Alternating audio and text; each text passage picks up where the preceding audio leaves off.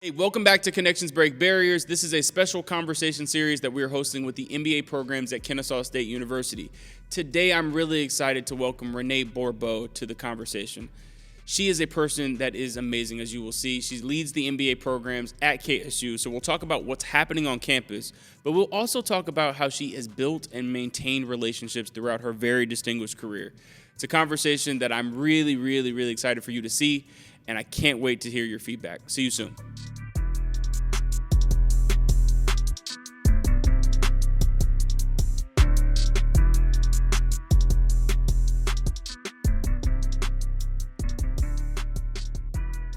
First, how are you? Ryan, I'm doing great. Thank you. I'm here with you at the gathering spot. I'm very excited that you're here and really excited for this conversation. There's a lot that I want to get to. The place that I want to start, though, I believe we all come from somewhere, right? Like, and it informs the work that we're doing now, right? So let's go back to where you're from. Where's home? I was born in Cleveland, Ohio. Yes, I've come a long way, like in terms of Cleveland's miles. cool. I like Cleveland. Yeah, no, Cleveland's great, but I mean in terms of miles and just in my journey from Cleveland. I love Ohio, and Cleveland is a great place to be from. What was childhood like? Where did you grow up? Like I moved a lot growing up, right? So I had a lot of family time, but I didn't have like a lot of community time, if that makes sense. Mm-hmm. What was home life like growing up? Oh, the great question. Well, I did not have a traditional home life. I was raised by a single mother, and I spent a lot of time with my grandmother as a young child. My grandmother was my best friend, and I have a twin brother. Wow, you're a twin. Yes, and my brother and I, we both started working at a young age. So I think like 11, we both got paper routes, and that's how we got like money for snacks and extras and the cool shoes. Yeah. So I quickly learned then that I could make more money if I had multiple paper routes. Yeah. So by 12, I had 3 paper routes. One of the things that I want to explore in these conversations, like we hear about the jobs that people have, but we don't talk a lot about how they get those opportunities. So I don't know if you remember how you got the job when you were 11, but if you think about the first like job where there was a relationship or like somebody that helped you to secure that opportunity, tell us about what that job was and how you got there. Sure. So, I didn't have a lot of people open doors for me from my community because, I was from kind of a real, middle class, lower middle class community. So I learned from a young age that I really, if I wanted to, have more for myself, and I was ambitious even as a child, I remember that I was going to have to figure it out and kind of figure it out on my own. So I remember when I was in college, and I'm first generation undergrad, first generation master's grad. As a first, in my sophomore year, I could see the kids before, above me, and as a junior or senior, they were all getting internships. Yeah. And nobody in my family had ever had an internship. Nobody even knew what that was. And so I figured, I have to figure this out. So I remember there was something called the Washington Center for Internships and Academic Seminars. And I'm a little researcher at heart, so I researched, how do I get a scholarship for this thing? It was like $1,800 to go to DC for the summer. And so I applied. I love contests and raffles, and I will just keep applying. Somebody will say yes. And so I applied for a scholarship for this thing, and I got the scholarship. So I was able to go to DC for that summer in between my sophomore and junior year. So I would say that's like my first job. Yeah. And I worked for the U.S. Information Agency as an intern that summer, and it was a great experience. But just kind of kept taking shots until I got my foot in the door. The people that you met that summer. So I love DC. I spent 8 years in that city, and I think it's one of the better relationship towns. It's just a great place to be able to meet people. Yeah. Were you meeting people that summer and like talk like what was happening while you were there? I 100% agree with you. DC is a wonderful city for networking, and getting to that space in DC that summer, it changed my life. And it's because of those relationships and the people I met. because I interned there that summer, I mean, there's so many opportunities to network in person Sure. in DC, and so I would just go to everything I was invited to. Yeah. I think that's the other thing, you have to show up. And so when you get invited, you show up, and then it's what you do when you get there. So I would talk to anyone who would talk to me because I just loved being there so much. I knew I wanted to come back after graduation, but I needed a job to be able to do that. Yeah. So I would talk to someone, and at that point, I really wanted to be like involved in journalism. I was a journalism major. So I had my elevator pitch, but I didn't even know it was an elevator pitch. But if Yeah. someone would talk to me, I'd say, oh, yeah, this is what I want to do, and I really want to be a press secretary. And then they would say, oh, you have to talk to this person. And I don't even know how I knew to ask them, but I said, oh, can you introduce me to that person? It was probably inappropriate at Yeah. times, but they would do it. And, they probably just saw this as someone who could use some help. And so I just kept networking my way and I ended up getting a job as a press secretary. Wow. On the House Government Reform Committee through those relationships. So it's a lost art, right? Doing what you're talking about doing, and a lot of folks would hear that and like, hey, you're going to all these events, you're talking to all of these people. Some folks would say, well, that's a waste of time, right? I don't have time to do that. Like, what's going to come of going to this event? What do you say to folks when you hear that sort of, I guess I'll call it a critique, but just that concern that might not be the best use of time? Well, I guess I can speak from my experience, and then also I've coached now hundreds of grad students through my work at KSU and then also at Emory before KSU. I would just say you've got to take an omni-channel approach, and I mean certainly have the LinkedIn profile, have a great resume, but you've got to show up in person. I do think it is more relevant than ever, Sure. Especially when it's so easy to kind of game your resume with keywords that the applicant tracking system simulator gives you, but you have to assume a lot of people are doing that, doing it, right? yeah. So how are Doing you going to so. stand out? And the networking is the way that you stand out. So let's double click on networking. What is it sounds like super one-on-one, but like what is networking truly? Like it's talked about in a bunch of different ways, I think, but like if you are effectively networking, what are you doing? I think that you are connecting with another human being, just even like on a friendly level. It doesn't even have to be with a purpose, but more just like some of the best connections that I've ever made were, people that I may have met walking into the event, and we just happened to be walking at the door at the same time, and just kind of, we both maybe had a nervous expression on our face, and it was like, hey, you want to walk in together, and that's networking. I mean, you're just kind of being your authentic self, and everyone's human, and we all have fears and insecurities and aspirations and goals.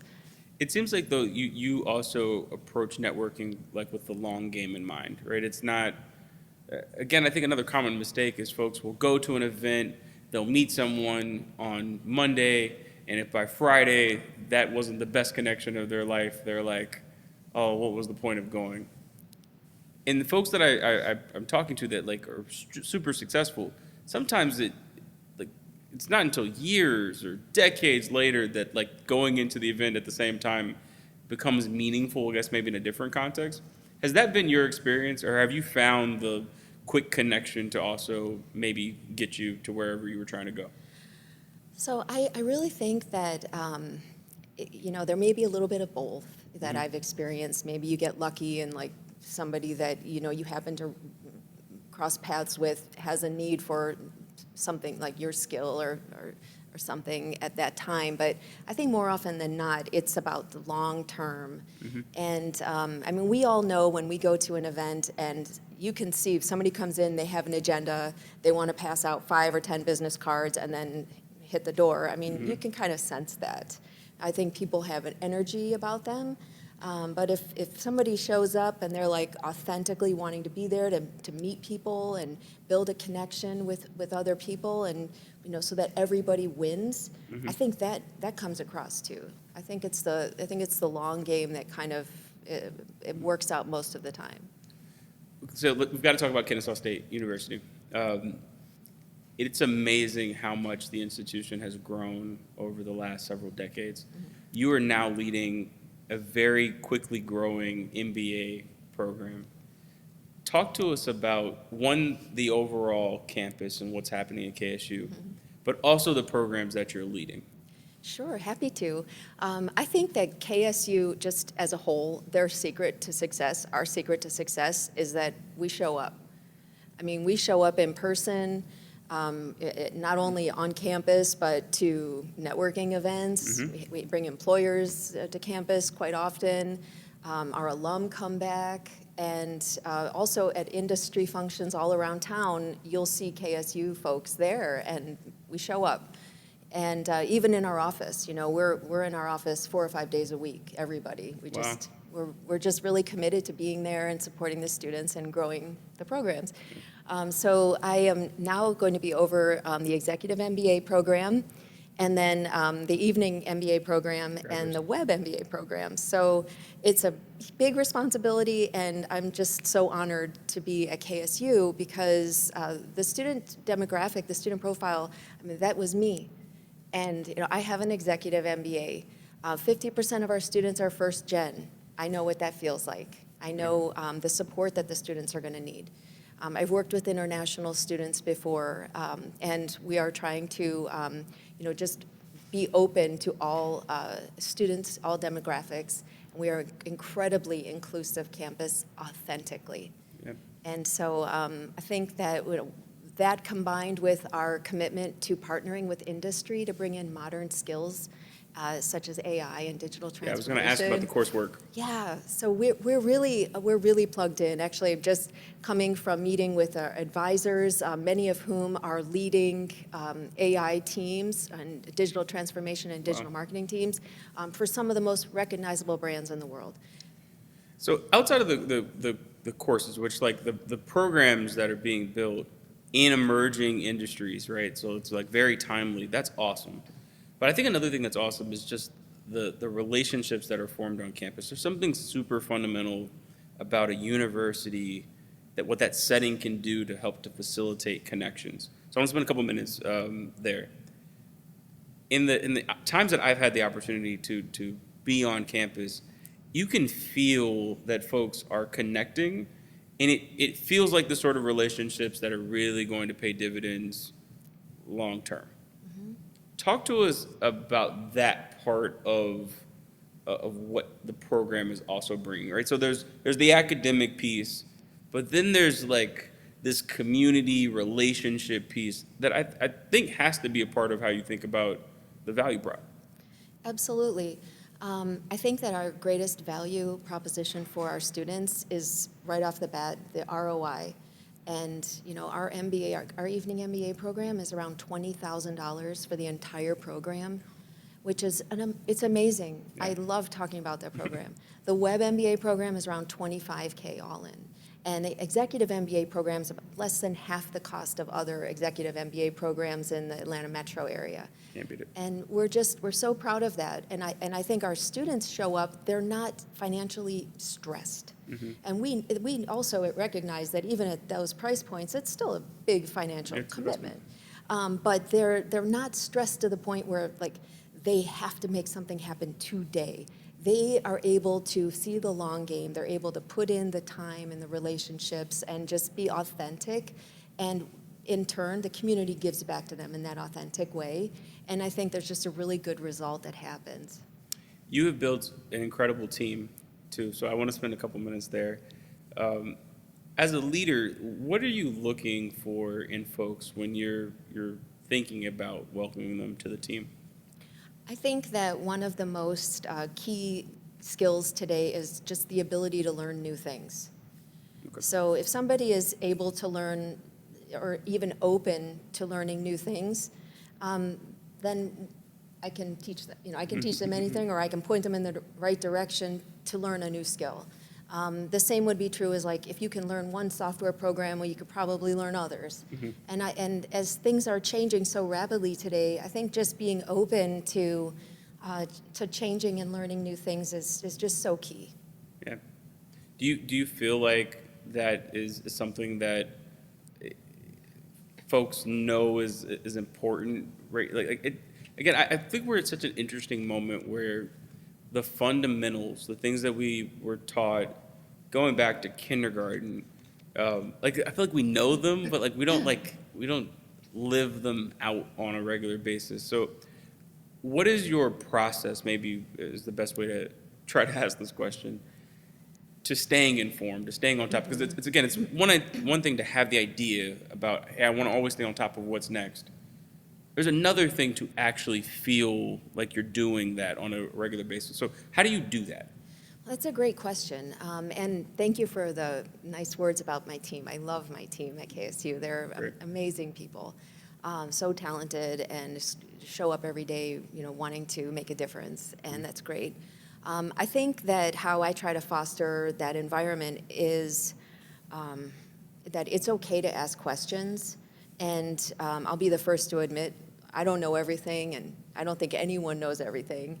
And I think starting from that place, it just gives a baseline of psychological safety that it's okay to raise your hand and ask for collaboration or ask for maybe an additional resource on something. That's how we all can kind of get more done faster. Hey, we're going to get back to this conversation, but if you're like me, you're always trying to advance your skill set and grow both personally and professionally. One of the most effective ways to do this is through advanced degrees. I'm proud to be working with my friends at Kennesaw State University for this podcast. With 3 MBA programs to choose from, executive, evening, or web, their curriculum incorporates the latest industry trends and skills that will allow you to make an immediate impact in your career. With KSU's MBA programs, you'll benefit from a flexible format that fits your schedule, including part-time options, 100% online courses, and even a unique weekend format for the Executive MBA. Graduate in as little as 19 months while building lasting connections with a cohort of peers and professionals. Plus, you can see ROI fast with tuition starting as low as $20,000. Nationally ranked and featuring dual accreditation by AACSB International, ranking it in the top 2% of business schools worldwide, Kennesaw State University will help you reach your full potential. Ready to start your journey? Learn more today at ksumba.com. For folks that are going to listen to this conversation that are like, okay, I am ready to commit to embracing being more engaged in my personal and my professional life, what words of encouragement do you have for people that I've been reading a lot about how like this is the loneliest time in human existence and recorded memory. Right? People have never reported being this disconnected from folks, and it's something that's super concerning for me because it's like no matter what we're trying to do, a job, you're in the classroom, anything, it's going to involve people, right? And I think one of the things that we could do to be helpful, and it's again super simple, is just to be encouraging to folks. So a word of encouragement for someone that is really interested in what we're discussing and is just trying to figure out how to get there, what do you say to them? I would say to them, kind of go toward what you want. And, it makes me sad to think that people do feel so lonely and disconnected this time because I think that this is the greatest time to be alive. I think it's an amazing time to be alive. And Sure. I think, yes, there are challenges, and everyone has challenges, but there's more opportunities than challenges. And I feel like, at least in my lifetime, I see more opportunities for myself and for everyone else than I've ever seen. And I can see changes, real changes. So I would say if someone wants to take the next step, I would say just step away from anything that you view as dark, like negative. Yeah. And kind of just go towards what you view as like a positive, and like things that will uplift you. And it works for me. And I've spent a lot of time over the last year like in nature because for me that's uplifting. Mm-hmm. Before that, I was spending a lot of time like kind of doing things that I kept doing the same thing and expecting a different result. Yeah. And I was like, something has to change. Mm-hmm. And it was hard to figure out what needed to change. So I kept changing, making little incremental changes until finally I literally moved. And that has been a change for me. But I will say, like, sometimes when you're the first person to do something, And I know from firsthand experience, like, not everybody's going to like it. Yeah. And sometimes you just have to do what you think is right for you. You're one of the things I deeply admire about you and your work is how you maintain relationships with folks. A lot of times I think it's found in the small things. So I'll call it a process, but I really think it's who you are. How have you thought historically about maintaining relationships over time? Like, what do you do? Oh, that's a really great question. You may be giving me too much credit, Ryan. I love people, but surprisingly, I'm an introvert. But I'm not shy. Yeah. Like, you're not shy either. I'm not shy, but I'm an introvert. Yes. So I do need that time to reflect. And I may have a conversation with someone that I think it went really well, but then I'll go away, and I'll think about that conversation for hours. Mm-hmm. And I'll think, what could I have done differently? How could I have impacted that better? How could I have, said something different? And I'll think about this conversation and then analyze it the same way. And then the next time, I try to do a better job. Yeah. And I just, I try not to beat myself up now. I mean, I'm almost 50 years old. When I was younger, I used to beat myself up, and I stopped doing that. I Yeah. try to be nice to myself now, but I think that's another tip for people. You've built an incredible community online, specifically on LinkedIn. Why has that been important? I think that LinkedIn, it's a little bit of a crutch for me, like when I can't get out to an in-person conference or something, I kind of can live vicariously through the people who have attended and posted about it. And I am a big advocate for just like speaking positivity into people and their posts. And I always love to say congrats or a thank you or something publicly on LinkedIn. But it's been important to me. I've been on LinkedIn for, 20 years now, maybe even longer than that. And at one point, I was a top voice. I stopped. They keep telling you have to keep posting so many times, so I lost my top voice status. But that's okay. I mean, maybe one day. You're still a top voice. But anyway, I think that Microsoft and LinkedIn, they've just done an amazing job with that platform, and it's important for people to be on LinkedIn, but to have a profile that's really reflective of who they are. Sure. Okay. This is a harder part of the discussion, but I think it's important, right? So relationships and work and in the classroom don't always go well, right? And you have to transition sometimes into a new season. How have you approached difficult moments like that where there may have been a colleague or maybe someone that was in one of the programs that you were managing where it wasn't a good fit for this reason or another? How did you get through that difficult period? That's a great question. I mean, conflict is a part of life, and I've had my share of conflict, and some of it that I initiated, and some of it that I've been on the receiving end of that I didn't want. And sometimes you see that on MBA teams as well. Yeah. So I think that what's important is to kind of separate the emotion from the conflict first, and just to figure out what is this really about. Mm-hmm. And to really just stick to the facts, which is not easy. It's hard. When people feel offended or disrespected, it's easy to go emotional. And so, what I practice that I now do, I'm not sure if it's the right thing, but I need to take a step back. I need to almost remove myself from the conflict and think about it, get more input, get more feedback from maybe other observers and get their thoughts on it. And, sometimes I'm wrong. And I'll admit when I'm wrong. Sometimes I just, maybe I didn't see it correctly. But I'm at the stage in my life now where I don't care as much about being right, like I have to win. I care more about everybody winning. This has been something for me that I spent a lot of time in reflection on, because I think that like seasons may be difficult with a person, right? You might not be completely in sync, but there still should be a path. Maybe this is the optimistic side of me that just can't ever leave. But that the relationship should still, in some form, hopefully, continue. So how, if there's an example that you have of where that's happened, right, where person wasn't a good for the team anymore, but you still were able to show up as a mentor or still were able just to stay lightly in touch. Has that happened, right? And like, if so, how did you make it happen? Because I think that you have to be intentional in order to get to that outcome.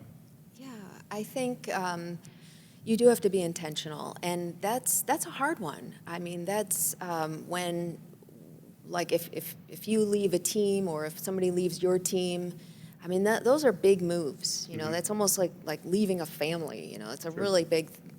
You know, that'd be like a 10 out of 10. So I think that, yes, that is always the hope that the relationship can continue. I don't think it always happens, and sometimes you just need space before you can revisit that. But I mean, certainly there are several colleagues that I still keep in touch with that I worked closely with on past teams. But you know, it could be even a growth area for me where I'm not really I'm not a sentimental person. Sure. And so I don't always circle back to check on everyone, but I should. And sometimes I rely on LinkedIn for that. Like, Yeah. maybe I don't have, because I've moved several times. Mm-hmm. I lived in Florida, I lived in New York and DC, and now Georgia. And so everyone's kind of scattered around in my life. And so, but you know, I think phone calls may be a way to also I connect. can completely relate. Honestly, where it comes from with me is I'm so focused on what's next, and it's not that what happened wasn't important or isn't important, right? I just become consumed with like whatever the moment is, and I'm similarly trying to like have moments where I pause for a second and think about, wow, like this time last year life was a little bit different, and 5 years ago it was certainly really different, and like, you know, there are people in those seasons, some that are still with you and others that aren't, but maintaining relationships with as many people as possible, not just for the sake of it, but because they've had a positive influence in your life, is something that I'm like trying to. That's one of my 2024 things to do. Um, I I want to go back to the classroom for a second because it's one of the places, certainly looking at the relationship between students and professors, where you're able to develop a connection. A lot of times you'll hear the concept of sponsorship, right, that goes beyond mentorship. Have you seen that happen on Kennesaw State's campus? And give us some examples of Sure. when it's happened, when it's worked well. Sure, absolutely. So our faculty, I'll say especially in the Executive MBA program, most of them, they have like a lot of relationships with employers or consulting relationships. And so in that program, the students are able to really develop great relationships with the faculty and let them know what they're hoping to do with the degree, like as a next step. Sure. So I have seen faculty go out of their way to arrange for introductions or mentorship opportunities, or to even get a student involved in a project so that perhaps they can have that real world experience to kind of help parlay them onto the next adventure or the next business opportunity. So I see that in the evening program. There are so many opportunities for the students. There's maybe even sometimes they get overwhelmed by the choices, but I am so impressed that at KSU, our evening students can attend any career fair that's on campus. Oh, wow. Okay. And I think that's almost unheard of. Yeah, You know, that's typically like an MBA candidate would have to be prepped for this one particular fair, and they can only go if they're, you know, have the certain profile, but at KSU, they're invited to every career fair. That's awesome. It really is awesome. They're also invited we have 14 clubs, student-led clubs, just at Coles College of Business that Wow. our MBAs are eligible to attend. Wow. It's just great. But looking personally, similar question. Your role on campus has expanded mightily, right? You're over all of the programs, and I imagine that there are some relationships with other university leaders that have been important. So how have you positioned yourself, other than being very good at what you do, being super talented, But from a relationship standpoint, like how do you like to show up in a professional setting that positions you well to be the person that is sponsored and that people are championing? Well, thank you for the nice compliment. And I really put, I don't know if this works for everybody, but this works for me. I mean, I'm 5'3", and I like to wear my hair long because it's easier. And so I'm like, well, I'd like to put in a little bit of effort on my aesthetic, on how I show up and what I'm wearing. And all my clothes aren't super expensive. I mean, sometimes I'll buy clothes on Temu. I love Temu. But sometimes I'll pair it with something that does cost a little bit of money. But I put in the effort. I follow fashion influencers on Instagram. And I'm like treating the street like a runway is one of my favorite, and what M wore, so I'll follow them. And I might, I'm not like naturally fashionable. I just will literally copy a cool outfit, and and then I feel good when I walk in. And I may have only spent $25 on this thing, but I feel great. Yeah. And then when I walk in, I just feel like, hey, I'm ready for work. I'm ready to be here. I'm ready to have an impact. I want, like you mentioned about being interested in the future. I am too. I just love thinking about what the future could be. And I want to signal that to people, like, hey, I know what's going on. I'm involved. And so I think that I show up like that. And I'm also not afraid in social settings to just mingle around. Yeah. I don't just talk to one or two people. I talk to one or two people, and I'm like, hey, do you mind? I'm just going to go mingle around, and I'll catch back up with you. The key is to make sure you follow back up with the folks, but I'm fine to just mingle around like a butterfly. And, and then also in my office, I always have the door open, and I'm there, and I try to create a space that looks inviting. Like I literally hung wall sconces on the wall. And Wow. they're cordless, and so it's a rechargeable light bulb. Okay. You just charge it like your phone. That's funny. But everyone who walks by is like, wow, look at those sconces, and they want to come in and talk about sconces. That's fine with me. But I try to make friends with people first. When I first started this job at KSU, I know how important stakeholders are. So I literally just set up 30-minute meetings, get acquainted meetings with every stakeholder that would accept a meeting invite from me. And just talk, not about business, but just talk about, get to know them, their family, what they're interested in, about their background. And then it's just very easy after that, to make. To double click there, right? Because again, it's one of those things that I think folks hear that they should do, but it just doesn't happen. So why did you do that? Why was that important to you? I did that because of I learned from past mistakes, and the past mistake would be where I didn't do that, and I came into a campus and started doing a bunch of things, and in hindsight was kind of like a bull in a china shop, and that didn't go over that well. And then you spend all your time trying to repair, and so now I realize, okay, and anytime you're going into an environment, there's structures in place. There's statuses in place. There's, even though KSU is not very political, I think they're more innovative. But there's still people, built that school. Yeah. So I want to show them respect.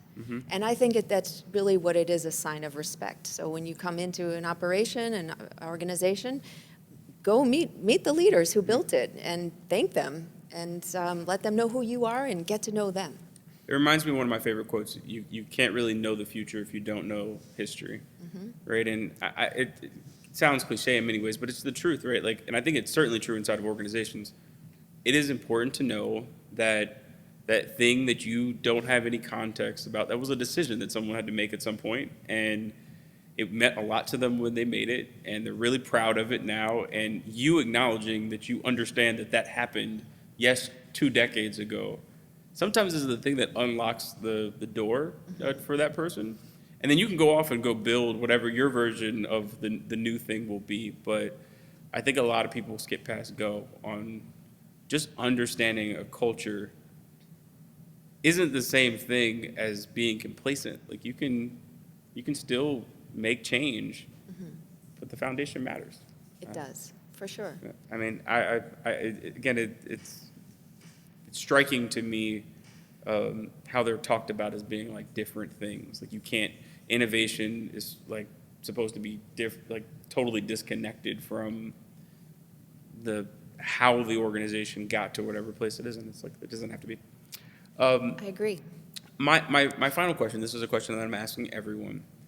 Folks that have the opportunity to talk about their roles and programs and different initiatives, everyone that's participating in this series, they talk about that work a lot, but there's always people that have been a part of their story that they never have enough opportunities to speak about. All right, so my final question to you, what person in your life do you wish you had the opportunity to talk more about that's been influential in your journey? That's a very deep question, Ryan. I mean, I think that probably my faith in God. And I'm nothing without that. And I know that now. And so I realize that this is a business podcast, and so I won't go too deep into my faith walk, but it's something that I know that it's the reason why I am where I am, and I feel that I'm where I'm supposed to be for a reason. It's super powerful, and I appreciate you sharing. I mean, we all come. We come from somewhere. Things are motivating us every single day. And I think sometimes it's easy to forget those things, and it's certainly even harder to talk about them because it never feels like the right setting, and like we're going to stick to the talking points that we established 5 years ago about what this thing is. But what's exciting about this series to me is that like we should give some space to those other things, right? Because those things are also showing up in the work every single day. So I appreciate you sharing. I appreciate you coming and the opportunity to make all of this happen. I'm learning so much. We're hearing so many interesting things through these discussions, and I'm excited for everyone to be able to go on this journey with us. Ryan, we appreciate you. I am so glad that we met and that we continue this partnership, and just in awe, and really appreciate you. Genuinely, it's a pleasure. Thank you. you. Well, thank you to everybody out there.